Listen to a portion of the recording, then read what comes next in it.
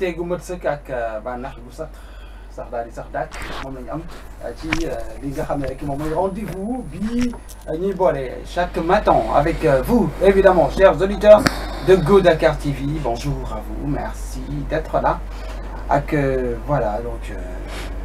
tout ce que vous propose comme menu dañ koy teg ci taabal ji rek ku ci nekk daal di xool li la intéressé nga jël ko xeetu ngénte tubaab la quoi maanaam waaw kay wala service su la neexee. En tout cas, beaucoup de choses à déguster aujourd'hui, comme d'habitude, avec Go Matinal. Et Go Matinal, c'est bien sûr, bien évidemment, avec Latifa, la belle Latifa, qui est en noir et blanc, avec la paix aujourd'hui. Black and white. Waa kay namaste. jaamu ju sax macha allah. di la ziar bu wér di la jox sa wàccuwaay. Abdel Malick. J'espère que tey moom sa ni nga yeewoo neex na. Oui, définitivement, oui. Ah, kon kay alhamdulilah macha allah mi ngi noonu di nuyu ñi nga xam ne ñu ngi safoo seen chaîne digitale Go Dakar TV di am mbégte comme ni ko Abdel waxee saa su nekk di ñëw jàkkaarloo yéen indi leen fi quelques informations yoo xam ne amaana ku nekk di nga ci gis sa bopp te ku nekk tamit li nga ciy gis it yàlla na doon lu doon ngëneel ak lu am njëriñ waaye duñ def tamit duñ def lu nuyu ki nga xam ne moo féete fële ci xarale gi li koy faral di ko Wolof Njaay di waxee sama ex futur mari Modou Diouf nga fa bàyyi maa ngi lay ziar waa kër gi yëpp dalee ko ci PDG ba ci suufa Abdel Malick. waaw macha allah kon nag ñu ngi lay fay ñoom tamit bu baax a baax ndaxte nag teranga moom teranga rek ko koy fay. comme jox leen teranga defe naa ne teranga yi dina ñëw. ba ci yow. macha allah daal di wasaaroo ba ci téléspectateurs yi également. mi ngi noonu macha allah Dakar TV kon nag xaar leen teranga yi bu baax. Acha tey rek ñu daal di ñëw ci lii nga xam ne moom mooy le menu j'en ai parlé à l'instant avec des choses assez croustillantes que je vois là. Bon, on va les détailler ben par ben rek pour le plaisir de tout le monde. On commence par la météo. Ah oui. Acha météo.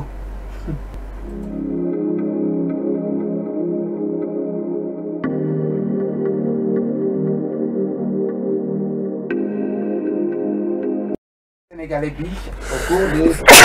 ce petit matin tey suba jusqu'à pendant toute la journée fi nga xam ne mooy Kédougou day am un ciel passagèrement nuageux donc du côté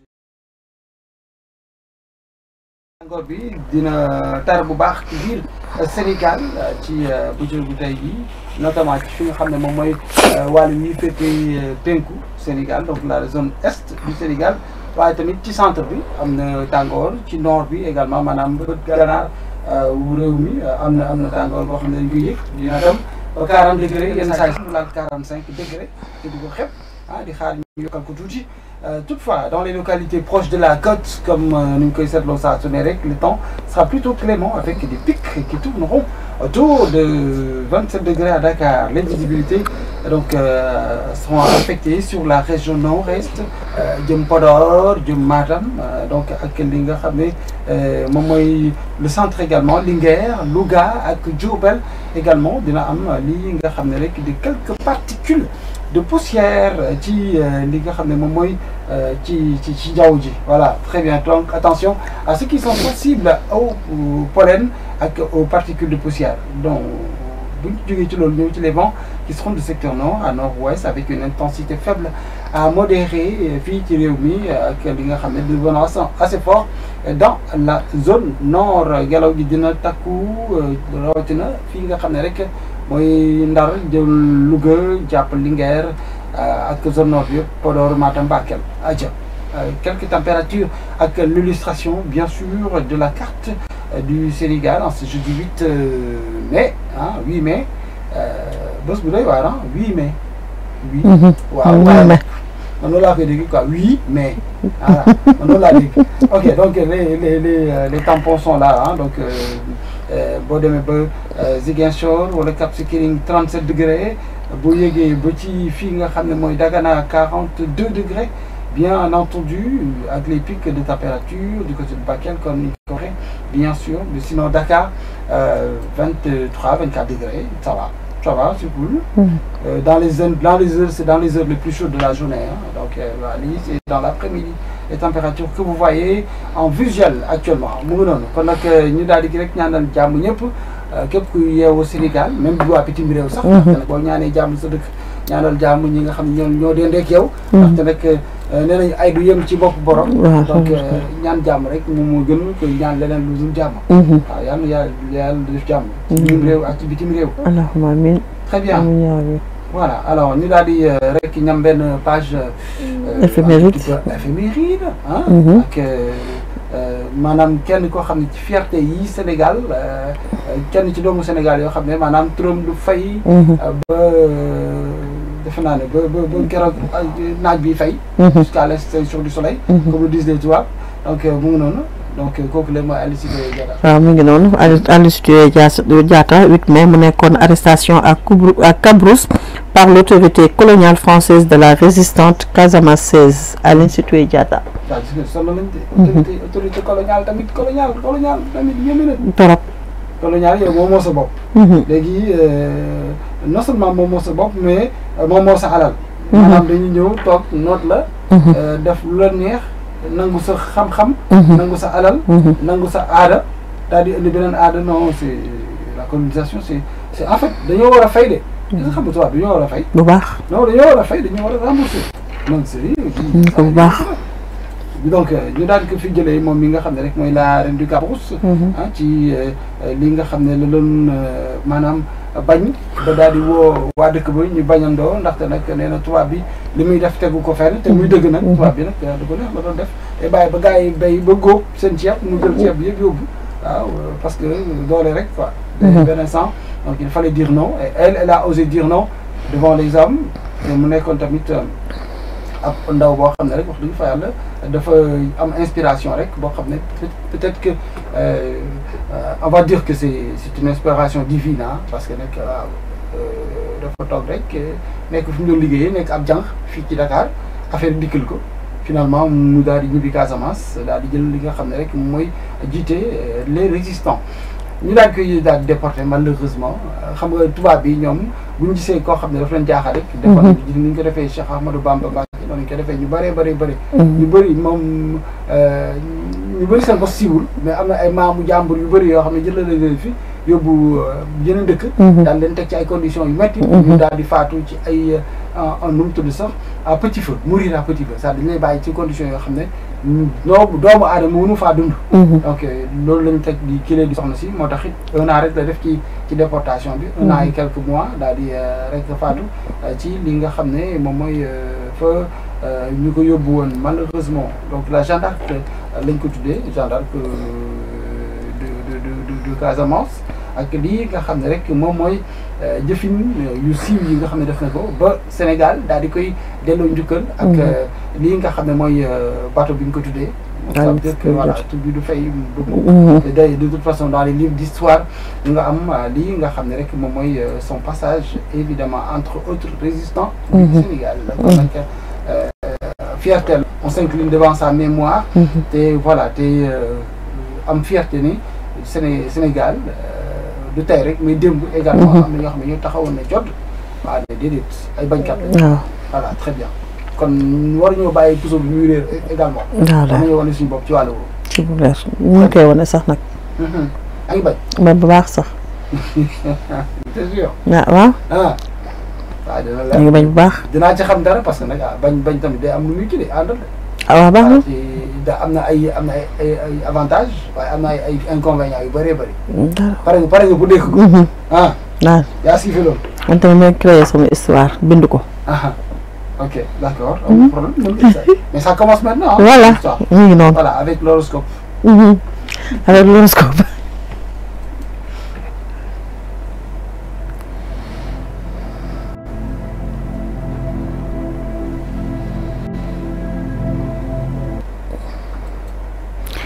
Mon histoire commence dès maintenant avec l'horoscope, comme Nico Abdel Malik donc voilà, c'est mon histoire à moi, avec les astres, mon histoire à moi. Donc, jeudi 8 mai 2025, Abdel, mon histoire commence par les béliers. Bélier, on peut dire que cela ne vous ennuie pas, ça bouge, ça avance et c'est ce que vous voulez. waaw lu tekk ca kaaral sax dalaa neexul yow moom soo sañoon moom mbiri di yëngu rek te jamono ji mu ngi yëngu bu baax a baax a baax. Taureau, bonne initiative de votre part. Alors ne pensez qu'à ça, tenir bon et dormir suffisamment pour assurer encore quelques semaines. sa mbébét sotti na te li nga doon xalaat yëpp maanaam loo ci wax rek jaar na yoon bu baax a baax waaye nag li nga digg rek mooy na ànd ak dal ak noppalu ndaxte nag nekk ci liggéey bi H24 tamit dafa ngay may ay sa bopp temps boo xam ne da ngay dallu comme ça liggéey bi gën a yebb. Gémeaux, sans doute que vous aiderez une personne qui n'osait pas parler et à vous, elle se confie. waaw am na nit ñoo xam ne pour wax wala pour ubbeeku maanaam wax li nekk ci ñoom day jafe yow nag yàlla may na la loo xam ne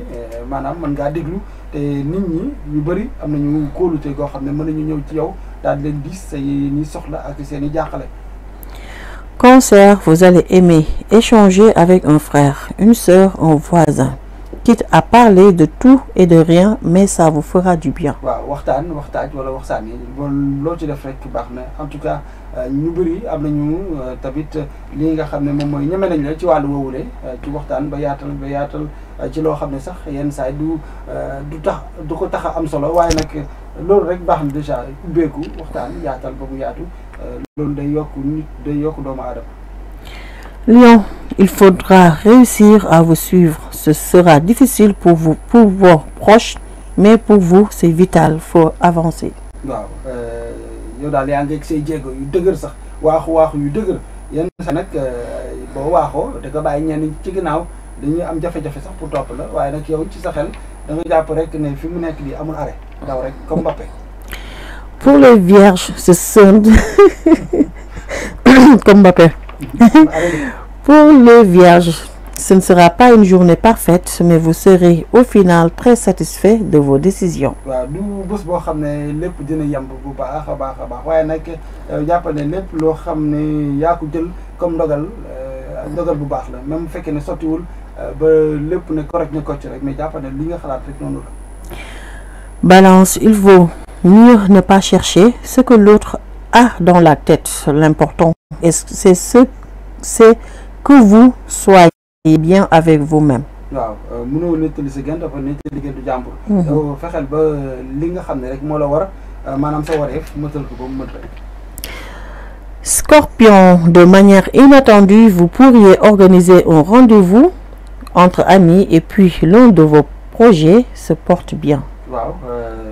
dina baax ci yow tey boo dajalee say xarit maanaam ci benn bërëb la ngeen gisee ci li nga xam ne mooy xarale yu yees yi comme ay WhatsApp ak yooyu daal di waxtaan daal di weccoo xalaat loolu dina jur njëriñ bu baax pour yow. Sagittaire, ce qui fait votre force, c'est d'être capable de bien vous entourer et c'est ainsi que vous avancez à plusieurs. sa doole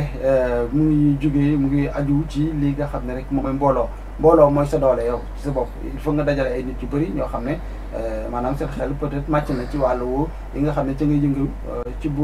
boobaa ci ngay mën a daal di gis buntu bu leer nañ. Capricorne, ce n'est pas dans votre nature de fermer les yeux. Au contraire, vous les gardez bien ouverts et vous réglez tout ce qui doit l'être efficacement. waaw maanaam ubbi say bët ba ñu gëmm benn yoon bu sax xef ndaxte boo xefee rek am na lu jàll loo xam ne dina la romb te loolu léegi maanaam du sa avantage kon nag xoolal bu baax pour xil say bët bu baax te xool li la wër ak li nga xam ne rek moom mooy xew ci sa wet. Verseau, il vous faut du repos, de l'esprit surtout. Essayez de profiter la vie de la jolie personne que vous êtes. waaw il faut nga dal tuuti ci wàllu surtout bi nga xam ne moom mooy wàllu xel dal bu baax a baax te daal di maanaam waxtaan ak sa bopp encore une fois daal di rek maanaam mën a dégg wala dégg bopp waaw di nga sax mën a dégg parce que voix intérieure lañ ko tuddee maanaam liy wax ci sa xel déggul ko bu baax parce que dina la indil loo xam ne rek ngënal lay doon ci yow. Enfin, pour les poissons, c'est avec l'autre que vous passez cette journée, pas en solo. Alors faites au mieux pour que ça se passe bien. tey daa nga am koo xam ne dina la wéttali ci bëccëg bi wéttal boobu nag il faut que nga daal di yow tamit am noo defee ba lépp daal di jaar yoon parce que nag bu fekkee na ngaa toog si ruq rek dara du sotti kon demal fekk ko wala nga fekk ko ci ay bëgg-bëggam comme ça waxtaan wi neex comme ça lépp daal di mujj ci bëccëg bi. voilà mi ngi noonu loolu la leen indiloon seen horoscope du jour duñ def lu du jox leen dig daje suba incha allah à la même heure mais d'ici là duma def lu du bàyyi leen docteur Abdel Malick ak Go Santé.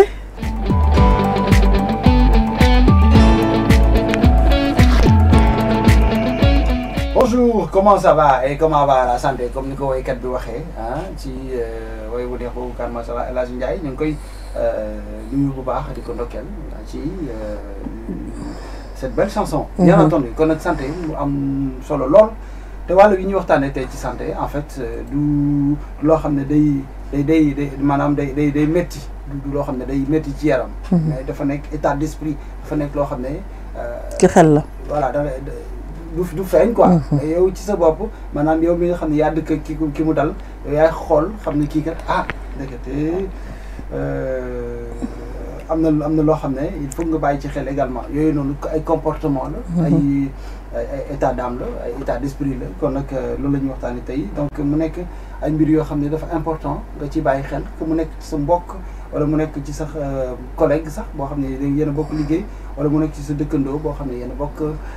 appartement wala ngeen bokk kër sax yenn saa yi parce que c'est important également di bàyyi xel ci loolu le yàlla nee na dëkkandoo bu yàgg mbokk lay doon. kon nag maanaam te sénégalais mooy mbokkam. très bien kon c'est important de connaître ces petits signes là ay signes yoo xam ne boo ko xoolee chez une personne rek di nga détecter peut-être un mal-être. te mal-être xam nga ne du feebar boo xam ne da nga naan sama baaraam yi métti. wala sama tànk mooy kii moo foxoj. donc ça veut dire que c'est plus subtil que ça nekkinu nit la il faut nga am sens de l'observation loolu nag yàlla mayu ko ñëpp. c'est vrai am na ñoo xam ne buñ la gisee nga mel ne ni. kenn ñu ngaañ la. loolu dafa réew. dafa réew waaw. dafa bëri jikko. waaw wala dafa am jikko bu bees. wala genre yooyu alors que parfois c'est signe de quelque chose de plus grave. boo xam ne boo ko anticiper woon peut-être que yow di nga dimbali doomu aadama. bi nga xam ne moom moo nekk ci boobu la situation.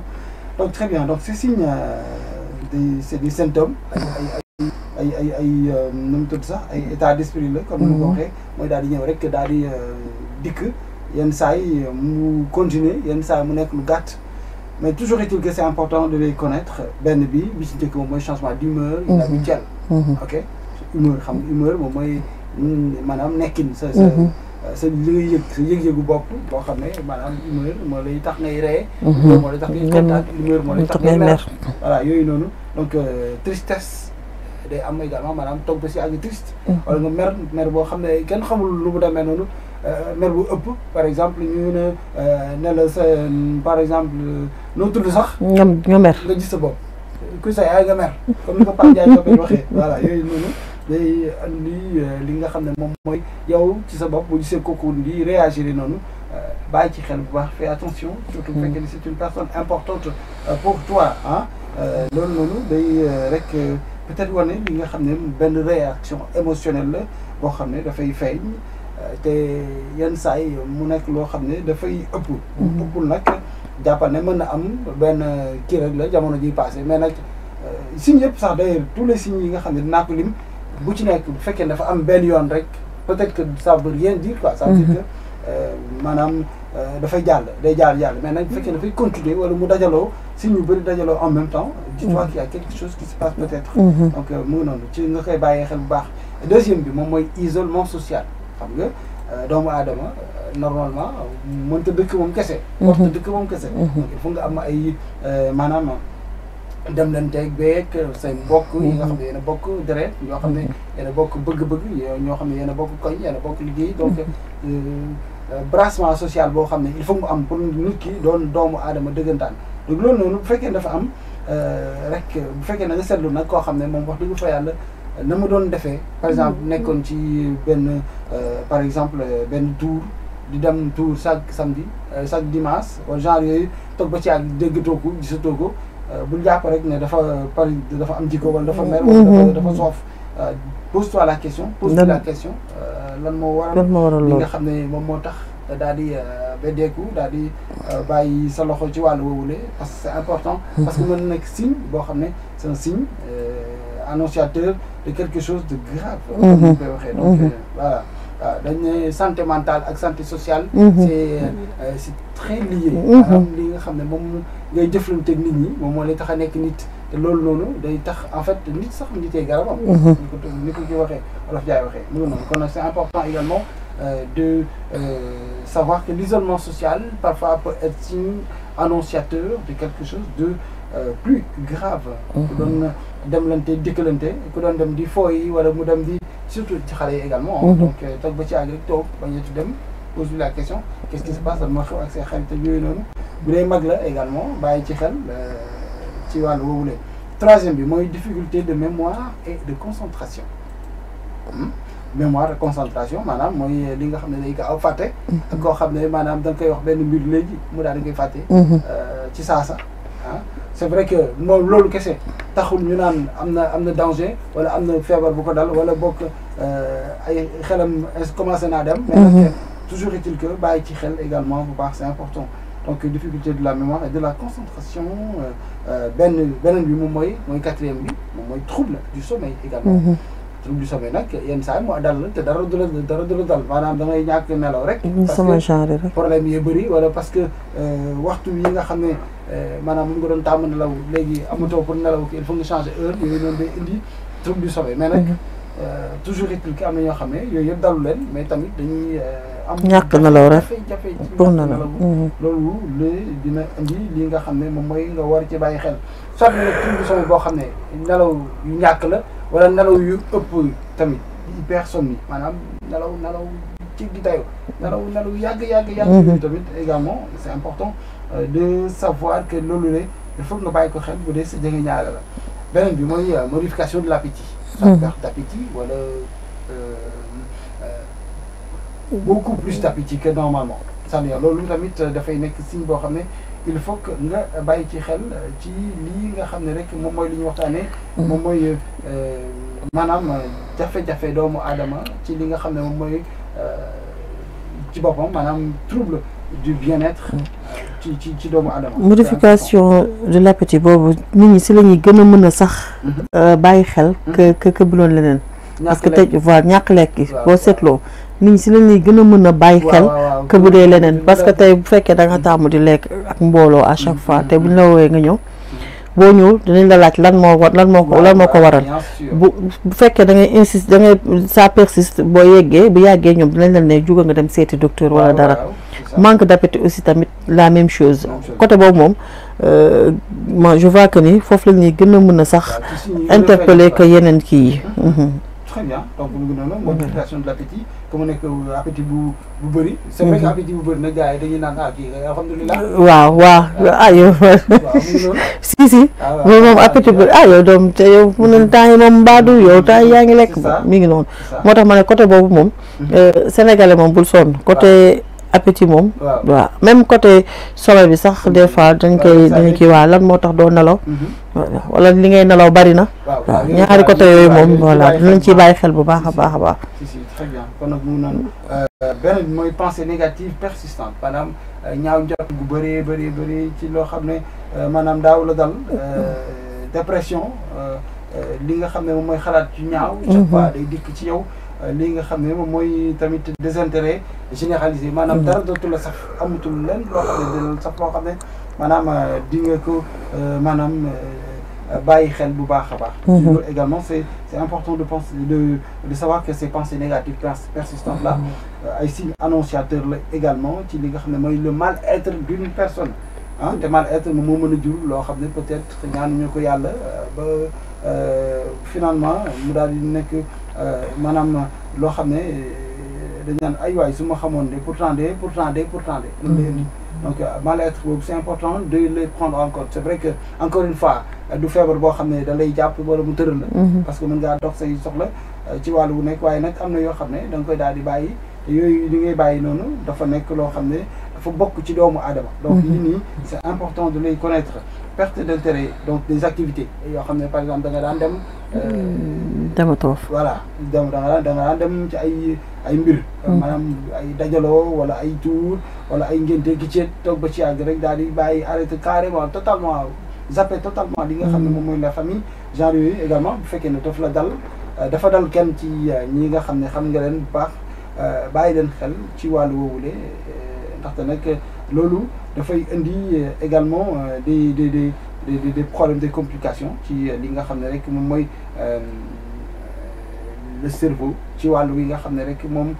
mooy la glande thyroïdienne ci wàllu wi nga xam ne rek moom mooy indi détresse psychologique maanaam lépp day lié c'est-à-dire day commencer par lu tuuti di yaatu ba finalement mu daal di indi loo xam ne pour faj ko dina jafe lool. beneen bi 8e bi mooy fatigue inexpliquée. xam nga yenn saay di nga toog ba ci àgg dootoo maanaam sentir sa bopp. ay coono yu voilà coono goo xam ne. doo xam ne ma ko waral defoo dara mais da ngay sonn. mais bon c'est vrai que encore une fois benn ci signe bu la dalee rek bul jàpp ne loolu la maanaam. c'est un signe annonciateur. mën na nekk loo xam ne c'est normal parce que fatigue passager day am. ci doomu aadama mais nag bu fekkee ne dafa persister vraiment ak des symptômes de troubles anxieux dépressifs. wala syndrome d'épuisement. ñu koy tuddee burn-out. mais ni koo xam ne dafa liggéey ba mënatul yooyu noonu te pourtant nekkul c'est pas le cas. nekkoo di liggéey mais dafay feeñ ci yow. ba nga xam ne maanaam sa yaram sax boo xoolee da nga naan ah kii de peut-être commencé naa jeex wala ba ci dugg na. suñu nag genre yooyu. donc attention à ces personnes là il faut ñu leen di bàyyi xel également. donc 9e point bi mooy augmentation des. consommation. Substances dangereuses, ni qualifiées de dangereuses, le tabac, l'alcool, les drogues, ak yooyu noonu. waaw fekkee ne nit ku xam ne maanaam amuloon habitude di ko jël toog ba ci àgg rek commencé dugg ci yooyu loolu. pose-toi la question. lan moo ko waral. voilà c'est important également donc parce que dañ ne c'est un cercle vicieux. boo ci xasee ba teg benn tànk day mel ni beneen tànk bi day woote. avancé te loolu lay mën a la dugal ci guute goo xam ne kan xamul foo koy waxee. boo ci teelul jóg. voilà c'est ça exactement beneen bi moom mooy mujjee bi moom mooy les pensées suicidaires. xam naa ne bii moom boo tolloo ci ay pensées suicidaires maanaam mbir yi sori na lool te pour récupérer la ce sera difficile c'est pas impossible nag mais boo demee ba toll ci phase bii nga xam ne mooy des pensées suicidaires maanaam di dootoo bëgg dara ci àdduna sa fadil la carrément ba voilà man daal dee sax moom a gënal ci li ma nekk en général yooyu expression yooyu boo ko déggee voilà dis-toi que cette personne là est à surveiller de très bien su ma sañoon dee sax moom a gënal wala boog waaw genre yooyu quoi donc mu ngi noonu évoquer la mort ci li nga xam ne moom mooy sa vie parce que dafa désolé parce que dafa am lu ko metti parce que dafa am loo xam ne naqari na ko mënu koo faj yooyu na attention à ces personnes là également donc yooyu ne signe boo ko amee rek wala boo ko gisee ci kenn rek jàppal ne attention il faut daal di rek bàyyi ko xel ndaxte le mal-être moom mooy jur lii nga xam ne mooy dépression daal di jur loo xam ne maanaam tentative de suicide lay daal di mujjee sax ci wàllu wi nga xam ne rek moom mooy àdduna bi nga xam ne dafa jeex ba pare. boo xoolee bu yàgg ba xaru na daawoo ko sax dégg. mais léegi dafa bari. xaru na jël na buum takk na pendaison. te li ci gën a grand mooy ñëpp ay xale la ñuy doon. voilà xale yi ñoo ci gën a ñoo xale yi sax ñoo ci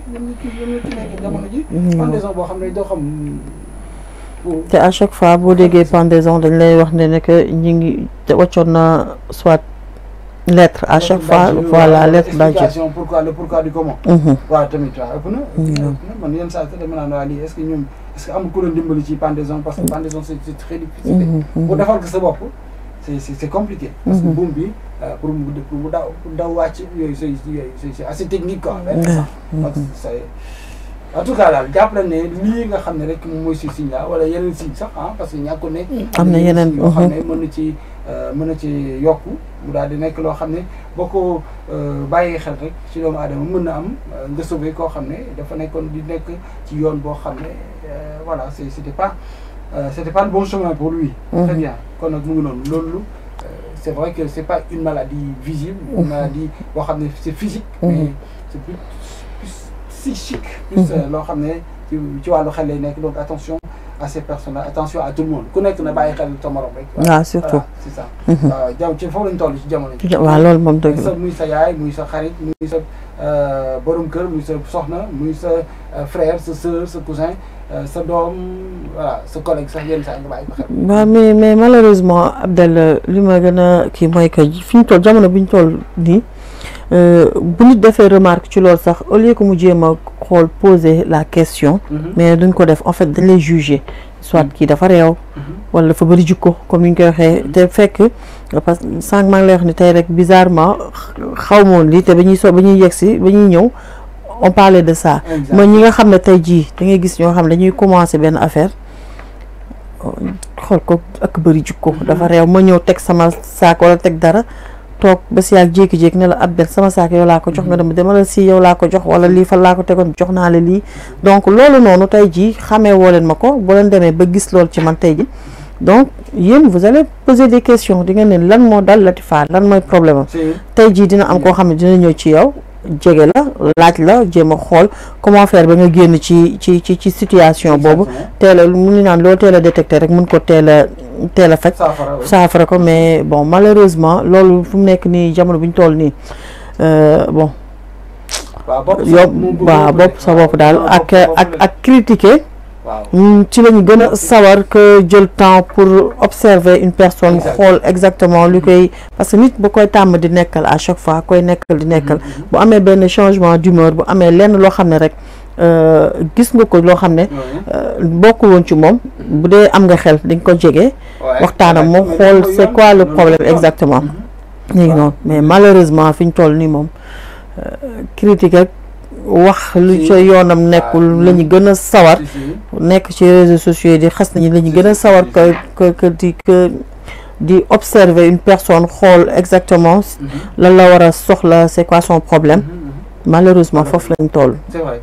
donc empathie bi yi nga xam ne war na am ci diggante doomu aadama ak moromam. dafa tumuraanke ba finalement sax dafa tax. même da ngay gis même bu dee même si côté ay. parents ak seeni doom des fois ñu gis xale def benn affaire boo xam ne dañu naan da ngay jikkee réewande wala affaire te au fond am na loo xam ne tey jii boo ko jëlee naxtaan ko waxtaan ak moom amaana dina la wax lu nekk ci xolam loo xam ne moo tax à chaque fois may wax ne dañu war am benn lien soudé boo xam ne entre ay xarit entre yaay ak parent ak doom parce que tey ji voilà boo gisee loo xam ne c'est inhabituel donc kooku sa doom di ko def war nga koo woo laaj ko lan moo ko metti parce que doom tamit nawle la keneen ak keneen aussi tamit ñun ñëpp a koy soxla des fois dañuy xëy am loo xam ne comme ni ñu ko waxee changement d'humeur dañuy xëy duñu kontaan dañuy xëy des fois bëgg yooyu yëpp bu fekkee loolu de temps en temps lay am sax mën nañ comprendre mais bu fekkee nag à chaque fois day am là yaa problème. du ñëpp mën a ubbeeku c'est-à-dire y a des personnes yoo xam ne ils sont introvertis. lu leen dal duñ ko wax kenn. parce que préféré garder de nature. donc c'est vrai que loolu moo tax sax xarit. des fois dañuy dem mën na nga bon xol. voilà c'est ça waaw loolu moo tax xarit am importance. mais malheureusement tamit de notre côté léegi xarit. defar. ça commence à disparaître. da lay xamal ba ci woon malheureusement loolu moo tax gars yi ñëw di ubbeeku tamit benn instant. waaw loolu aussi mi ngi noonu mi ngi noonu. c'est ça voilà. ok donc mu ngi noonu en tout cas bon nañ ci jëm suñu kéem kàttan parce que nag c'est important nit ñi il faut que tamit demalante boobu am maanaam rataxal diggante boobu am ci wàllu wi nga xam ne rek moom mooy une bonne société ndaxte nag loolu tax ñu daan société ndaxte la vie en société c'est pas la vie individuelle attention donc mu ngi noonu ok acca ñu daal di avancer. on avance nga xam ne rek moom mooy le dernier ñu tudd sax ñu menu ci li nga xam ne moom la ñuy servir téléspectateurs yi tey ci bëccëgu tey bi ci Go Matinal. bien entendu ñu daal di doxantu dem ba United Testes. waaw United Testes. voilà Testes yi tey dañuy testé si tuuti. Testes te xam ne waroon nañu maa invité ci li may waaj a waxtaanee muy li nga xam ne mooy le Met Gala. gis nañ ko récemment gis nañu dama ci doon concentré gis nañu tey mus nañ ko fi waxtaanee mais loolu c'était fii au Sénégal ñi nga xam ne mooy comment dirais-je Kheucha ak kii di rek yi ñoom ñoo ko organisé woon fii mais tey jii li may wax Met Gala nekk na benn gala boo xam ne du rek lu bees yàgg na parce que c'était en 1948 lañ ko créé ki ko créé woon nekk journaliste bi di Eleanor Lambert. voilà moom bi mu koy créé nag c'était juste benn dîner boo xam ne dîner de charité lambda comme ni nga ko waxee boo xam ne elle avait pour but de collecter des fonds pour le costume institut le département de la mode du métropolitain. moom loolu moo taxoon maanaam une sorte de soirée boo xam ne soirée caricative la ko waaw ci la ci jublu woon. Et jusqu'à présent loolu mooy wéy di dem te ki ko daan organiser tamit su nekk Anna Wintour mu nekkoon benn prêtresse du style et patronne du magazine Vogue. Le Met Gala avec ses tables à $350,000 pour 10 personnes achetées par les maisons de couture a permis cette année de récolter $31 millions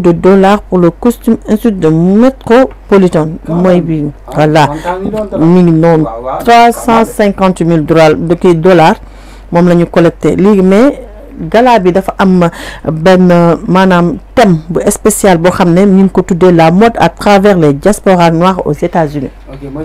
mooy thème ok ren bi. voilà ñu gis ci tey ñu gis ci vraiment ñëpp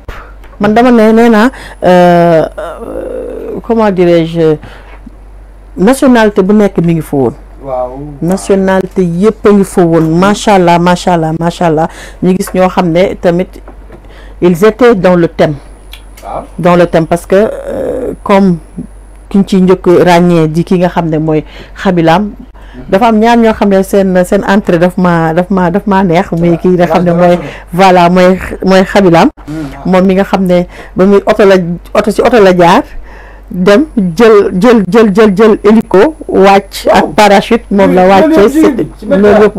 voilà moom il était habillé par ñi nga xam ne mooy boss. Vraiment mu nekkoon aussi dans le thème. Voilà mu nekkoon dans le thème Xabilam ak ki nga xam ne mooy Damson Idriss. moom tamit ñëw na ak style boppam. vraiment mu nekkoon lu extraordinaire ak Serena Williams. voilà ñu ngi doon Serena moom tamit ñu ngi woon ci biir. Pharrell Williams lu ma naan ñaari Williams yi te bokkuñu papa ñu ngi foon ak kii di Nicki Minaj li ma gis ni ki ne ko dafa tay baasu parce que elle était trop stylée en fait voilà te li mu sol da ko jàpp te maa leer naan elle a beaucoup changé parce que elle est devenue en fait plus belle qu'avant. Voilà xawma ak affaire kii da ko wàññi comme ni mu daan voilà bling da ko wàññi mais c'est keroog macha allah toute ravissante voilà beaucoup plus belle que moi waaw léegi nag ñu gis tamit ki nga xam ne moom mooy top non kooku non seulement elle a choqué parce que moom mi ki nga xam ne mooy Rihanna ba ko nit ñi gisee ci Met Gala bi elle était enceinte si la profité tamit wane grossesse am mu nekk sa 3e grossesse vraiment ñu loolu tamit mu neex lool nag parce que ñaa ngi gis ñu mën naa kat Rihanna ma ne leen ma ne li ñuy wax dañuy faral di wax naan boo toll ci ndaw booy jural li ngay jur benn yoon mais tamit boo demee ba benn jamono aussi tamit nga xam ne suñu borom dala nàkkal dala beral loxo tey ji il est temps que aussi nga former sa famille te sa njaboot te vraiment aussi boo xoolee booy faral di dugg si seen biir di lijjanti seeni affaire ak yooyu di xool seeni ni ñuy dundee foofu aux États-Unis di nga xam ne que jëkkër ji mi ngi koy jàppale bu baax donc loolu xëy na may na ko courage ba tax mu bëgg a jur li muy jur voilà benn yoon day wane nag en fait qu'elle est dans un mariage stable parce que mariage stable aux États-Unis on sait ce que c'est en général ñu ci bëri duñu am confiance ci li nga xam ne mooy mariage ba finalement dañuy dugg ci ay contraception pour ne pas avoir d'enfant parce que moom elle a tellement confiance que c'est sa 3e grossesse ça veut dire que voilà c'est dans un bon état d'esprit parce que moom jëkkër da ko parce que moom nee na dafay toog di soxlawul maanaam nunu ñoom soxlawuñu nunu ñoom ñoo bëgg toppatool seen bopp voilà parce que tey jii xam nga tey dañuy boo demee am sa doom utul ko nunu bi mooy def lépp noonu bi lay gën ci moom lay gën a am affection que yow léegi nag ñoom loolu la ñuy daw moo tax ñoom ñu préféré ñoom yar seen doom éduquer seen doom bañ cee dugal kenn ñoom rek 3 mois 3 papa maman et mes enfants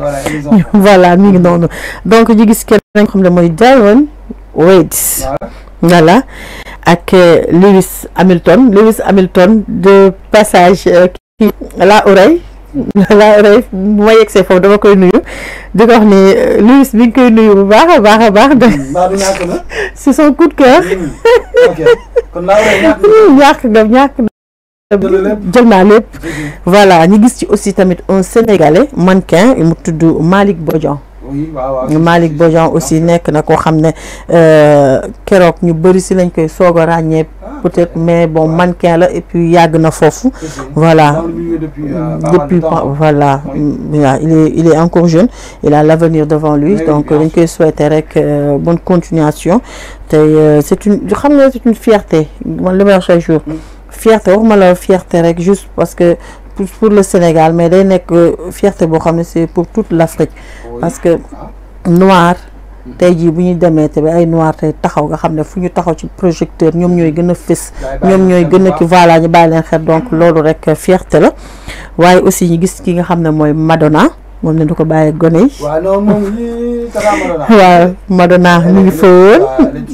voilà Masset daaw def na benn concert boo xam ne c'était à Rio avec 2,5 millions téléspectateurs ren jii kii moo jël Lady Gaga moo waaw Lady Gaga mais Lady Gaga moo ëppale tuuti njëkk foofu noonu dafa am benn espace bu ngand boo xam ne day dajal ay doomi aadama yoo xam ne di jéggi day ay millions de personnes la ñuy wax ci benn concert c'est impressionnant j'ai vu les images de Lady Gaga j'avais vu les images de Madonna ci bi mu defoon ba lay passé mais bii moom Lady Gaga toj na fa léegi il paraît que Rihanna ne day siis moom année prochaine moo dem dëgg daal di fay dëbb ko nañ dem dëbb ko ba mu mokk waa ñu gis aussi ki nga xam ne mooy Kim Kardashian moom it ñëwoon na Cardi B moom tamit aussi macha allah elle était au top voilà moom Cardi ak ki nga xam ne mooy Johnny Depp nga xam ne xam kañ laa ko gëj a dégg sax ci góor laa ko gëj a gis waaw moom ñu gis nañ ko ci c'était une star boo xam ne il était benn instant moom moo doon teg ndawal ci kii dans le cinéma voilà mi Johnny Depp voilà mi ngi noonu moom aussi mi ngi fa woon Usher ak jabar ji kii nga xam ne mooy Omar Sy mi ngi fa woon Lady Gaga comme ni ñu koy waxee Lady Gaga moom tamit mi ngi fa woon. Elle porte bien son nom. Elle est Gaga, elle est folle. Elle est folle. Elle est totalement pas. Voilà en plus elle était moom en fait moom dafa ñëw dugg ci thème bi ba mu jeex moom en fait moom elle a toujours été comme ça. moom waaw elle a toujours man Lady Gaga bu solo normal du ma ko xàmme sax. dama koy yéex a xàmme. bi man dama doon def ni mais bi ma tourné gis ko dama ne la ah Gaga gi nee moom rek bu doon def Met Gala bi gis nañ Lady Gaga gis nañu ki nga xam ne mooy Zendaya en fait gis nañu même ki nga xam ne mooy Shah Rukh Khan Inde waaw ñëwoon na am dégg ma nationalité ñëpp a ngi foon ñëpp vraiment mu nekk loo xam ne comme ni ñu koy waxee c'était pour collecter des fonds mais aussi tamit vraiment le fait que ñu jël mbir mi kii ko doon laa ko mën a expliquer sax jël thème bi maanaam genre bon benn sargal ñi nga xam ne mooy noir yi voilà donc loolu rek dafa neex parce que tey xam nañ nag fu mu nekk ni noir yi ñoo teg tànk noir yi ñoo teg tànk bu baax a baax parce que boo xoolee sax soirée bi jëlee sa temps nga xool soirée bi da ngay xool que noir yi sax ñoom seen sañse macha allah c'est au top. Voilà ñun fu ñu noir yi fu ñu dem dañuy wane seen bopp te man aussi man dama wax naan lépp événement bu nit ku xonk mën a organiser man noir yi laa ci njëkk xool laa ci njëkk xool te boo xoolee ñoom aussi bon macha allah mën nañu sañse mën nañu ñoo ci gën a fës ba pare bon non voilà léegi ça se voit parce que maanaam cette génération là dañoo xam ni ils ont pris conscience que waruñoo nekk ci ginnaaw waruñoo nekk en arrière-plan il faut que ñu nekk sous le feu des projecteurs parce que voilà foofu la jamono toll moo tax ma ne la carrément gis xabilam kii il est kooku koo newoon tey jii ci TikTok fa ngay jaare tey jii ba dem di commencer di nekk ak yenn stars yi dem xam nga tey du ko mës a gëm donc ñooñu ay fierté lañu ay ñoom Omar Sy ñoom ñëpp Omar Sy dem maa ngi wax xama lu ma la wax xam laa ñoo dafa yor nationalité italienne xaw ma ne leen peu importe même bu yore nationalité italienne c'est un Sénégalais c'est un Sénégalais et c'est suñu fierté la du fi géej donc voilà mi ngi fi woon voilà mi ngi noonu donc nañuy faral di am fierté si suñuy ñooñ xamul ni ko olof Njaay di waxee tay damay jéem a jàng dégg olof mi ngi noonu kii di Malick Bodian fierté la nañ koy suivre parce que tey jii dañuy war a dem dugg ci abonné ci ay comptam loolu may ko plus de vues jàppale ko loolu c'est une façon boo xam ne tey jii même boo ko jàppale nit ki financièrement tey jii di nga ko mën a jàppale ci yenn yi donc Omar Sy c'est un Sénégalais voilà donc ñoo ñëpp suñuy fierté la du fi géej daf naa mi dëkk caaro yoo xam fan du fi géej waaw donc ñu ngi noonu on est des Sénégalais donc ñu jàppale suñu mbokk sénégalais nañuy jàppalante suñu biir parce que tey xama sànq yaa ngi wax ne nitay garabam c'est ça nitay garabam man dama naan Abdel loolu xëy na ci jamono bu njëkk ba lañ ko doon lañ la voilà mais jamono gi ñu toll dama yaakaar ni bon du ma ne amul de nit ku mën a nekk sa garab mais defe naa nit ku mën a nekk sa fan bi moo gën a bari fi bu nekk sa posan moo gën a bari ci jamono bi ñu nekk mi ngi noonu dafa dëpp léegi nag mi ngi noonu tey dañu doon jël tuuti ci li nga xam ne mooy Met Gala bi ndax am na ñoo xam ne xëy na xamuñu woon ne sax am na te c'était le 5 bi passé lañu ko ñu bëri am na ñoo xam ne xamuñu woon ne sax am na ñu bëri aussi tamit xamuñu woon ñi nga xam ne tey ji demoon nañ fa mais ñii dañ cee cëmp tuuti rek indi leen waaw parce que àdduna la woon voilà àdduna la woon y avait ay japonais yaa ngi fa woon ay indo yaa ngi fa woon ñëpp a ngi fa woon xam nga keroog maa ngi wax Shahrukh Khan kii naa ma kuy Shahrukh Khan ma ne ko Shahrukh Khan nga xam ne il avait même fait un duo avec Akon Shahrukh Khan nekk nag kooku kenn dootu ko présenté ci milieu Bollywood kooku ñëpp a ko xam voilà mi ngi noonu kenn dootu ko voilà am na ñëpp ñu bëri ñu ngi fa woon donc c'est seen but moo doon collecter benn somme pour mën a aider yenn maison de couture yi voilà donc je pense que ni kii nañ ci am nañ ci satisfaction am nañ ci carrément lu ñu soxla woon ñun lu ñu bëggoon jot nañ ko ci am donc loolu rek alhamdulilah et j'espère aussi que ñoom aussi li ñu doon def ni ñuy def di collecter ay fonds pour aider les maisons de couture j'espère que aussi ñun tamit suñu Met Gala yi ñu doon def fii c'est def nañ ko pour aider aussi des personnes qui sont dans le besoin vraiment parce que tey jii man dama wax ne war nañuy kii ci loolu surtout boo nekkee ay nit ñoo xam ne ay influenceurs ngeen tey bu loo leen woote nit ñi dañuy ñëw tey dañu war a profiter ci loolu di organiser ay gala yu mel nii gala de charité xam nga des galas yoo xam ne tey jii pour aider les autres pourquoi pas aider ñi nga xam ne les enfants qui sont dans la rue voilà ñi nga xam ne tey des pouponnières du genre affaire yooyu yëpp voilà donc man dama ne loolu mooy influenceur en fait parce que boo nekkee influenceur boo xamee ne tey jii nga nekk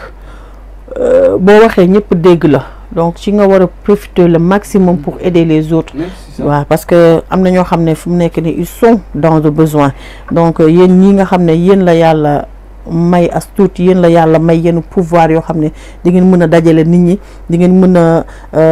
comment dirais-je di ngeen mën a dajale nit ñi ba am ci yenn kii yoo xam ne di ngeen mën a aider ñi nga xam ne ils sont dans le besoin c'est juste un message boo xam ne dama koy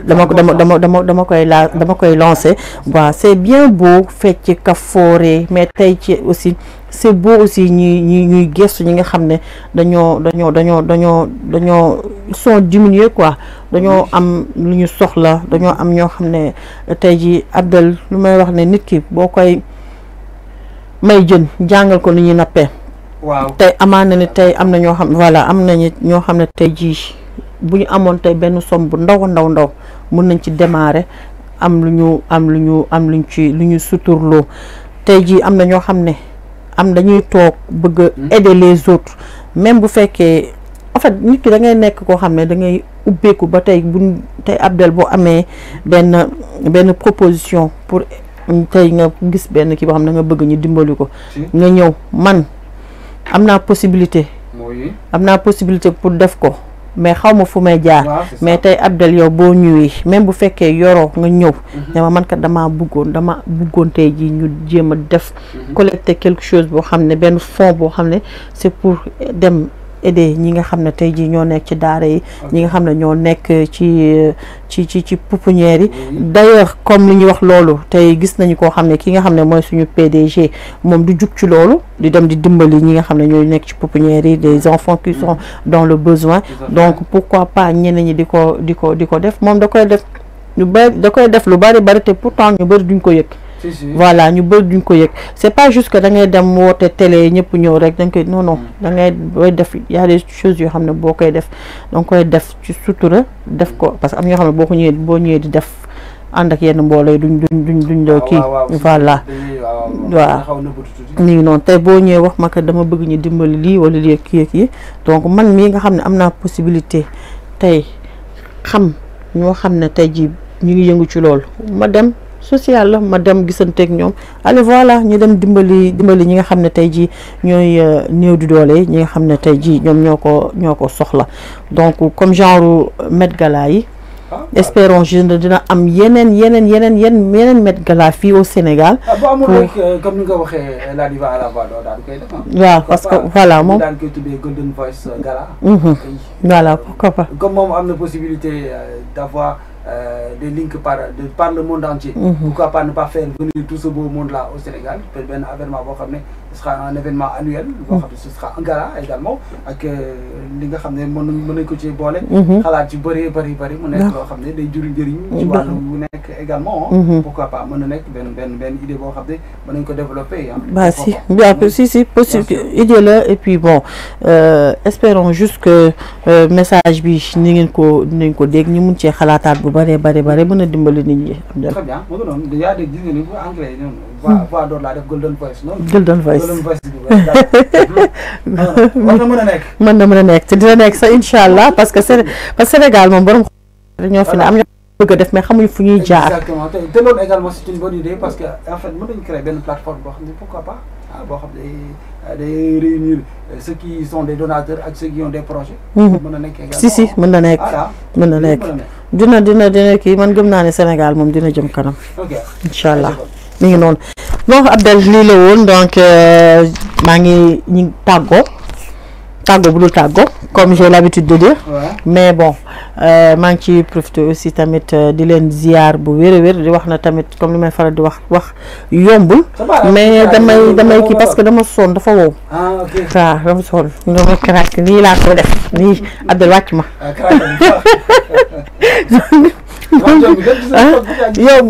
fu mu ne caméra bi ma jaax na kon damay fudd def nii waaw yaram bi nekk karaj nga yëga ko ay foo ne waaw ba bi ñu génne bu ñu yégee ci kaw mamat la ko wóorul donc comme li ma ko waxee wax yombul waaye bon bu fekkee am na yenn lënk-lënk rek ñu ngi jéggalu bu baax a baax man dama part personnel maa ngi jéggalu parce que bon mënuma wax damay jàng j'espère que su ma mënee wax du ma def yenn dégâts yi mënuma wax yow yaay sama chef yaa may jàngal waaw man taalibe la macha allah waaw kon baax na muy noonu ñi ngi jéggalu bu baax a baax fekkee dañoo wax leen loo xam ne tamit méngoowul ak tey suñu ki ñi ngi jéggalu te di ñaanal ñi nga xam ne tey ji ñoo feebar nekk ci hôpitaux yi wala nekk ci kër yi di doxeek li nga xam ne mooy ay xeetu jàngoro di ñaan suñu borom saafara leen wéral leen yëkkati leen ba ñu mën a dellu seen njaboot ñi nga xam ne ñoo génn àddina suñu borom xaare leen àjjana tey oyofal lool suuf seen kaw ñi caabi féete ginnaaw it yàlla leen suñu borom taxaw ba génne leen ca la ñu ne fa ñu ne te buñ fa génnee ti yàlla buñ defaat lenn loo xam ne dina la delloo fële na ca nungu siin vraiment di ñaan jàmmi Sénégal di ñaan jàmmi xol jàmmi yaram jàmmi xel di ñaanal ki nga xam ne mooy sama sëriñ Mawlana Cheikh Ibrahim di feddale sama cofeel ci njabootam di ñaanal ki nga xam ne mooy sama wasila Mouhamadou Al Baba Amin yàlla wérul ko yàlla may ko gudd fan wér di ñaan ñëpp te di leen jox di daje suba ak jàmm incha allah. macha allah alhamdulilah kon nag mu ngi noonu Go Matinal tàggoon na ci li nga xam ne rek mooy bëccëgu tay bi ñaanal leen bëccëgu jàmm bu baax a baax jaajëfal Latifa jaajëfal également Modou Diouf à la technique siyaar ñëpp jaajëfal ñëpp rek. ci Modou Diouf il faut bien préciser Modou futur ex-mari de Latifa voilà non da ngay préciser Abdel moo ma jaaxal waaye futur ex tamit gisoo sànq maa ngi wax mu naa man noonu laa mel ma ne ko dawul sama yaram taxumaa ba futur ex noo koy traduire ci wolof xam nga amul moo tax defal li ma la wax waaw tàggol nga wax futur donc mu ngi noonu kon nag jaajëfal laa bu baax a baax ñu nekkoon te nekkatuñu ñëwoon te woon ni ñoo ñëpp waaw kon jaajëf incha allah ba jëmi jamono rek